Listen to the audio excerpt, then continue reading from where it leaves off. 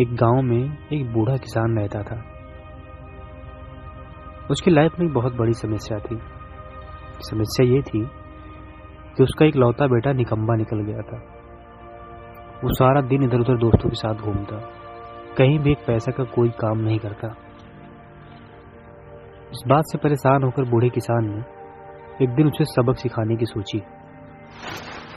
उसने अपने बेटे को बुलाया और कहा कि जाओ, अलमारी में मेरी घड़ी रखी है, उसे निकाल कर ले आओ।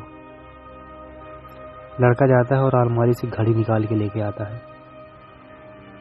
किसान ने कहा, इस घड़ी को लेके जाओ और बाजार में इसकी कीमत पता करके आओ। अब लड़का घड़ी लेके बाजार निकल देता है। उसने जगह जगह इसकी कीमत पूछी।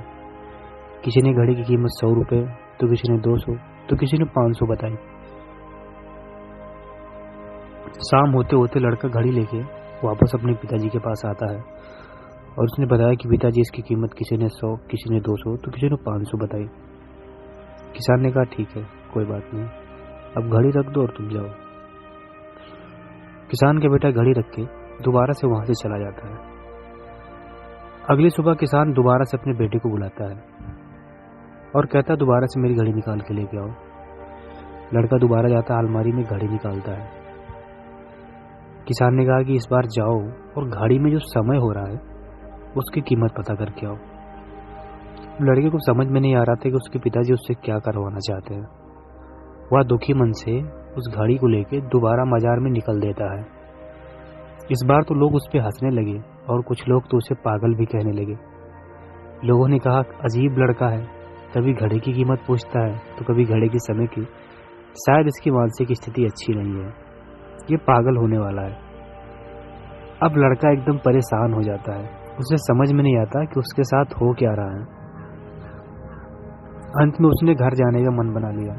रास्ते में घर आते वक्त एक बड़े से सेठ की दुकान पड़ती थी, जिनकी लाइफ बहुत बिजी थी। वो बड़ा मुश्किल से 1 मिनट का समय मिलता था। तो उसने सोचा कि एक बार चल के सेठ जी से पूछ लेते हैं, हो सकता है इनको पता हो। तो वो डरते डरते सेठ की दुकान पे गया और पूछा, सेठ जी, इस घड़ी में जो टाइम हो रहा है उस टाइम की क्या कीमत है? सेठ जी उसकी तरफ एक तरफ देखने लगे। वो समझ गए कि लड़का क्या पूछना चाहता है। उन्होंने उस लड़के को बड़े ही प्यार से अपने पास बिठाया और बोला कि देखो बेटा, इस घड़ी की कीमत हो सकती है, पर इस घड़ी में जो समय हो रहा है उसकी कोई कीमत नहीं। तुम दुनिया की सारी दौलत देकर भी एक सेकंड अपनी लाइफ में पीछे नहीं जा सकते। अब लड़के को पूरी बात समझ में आ गई।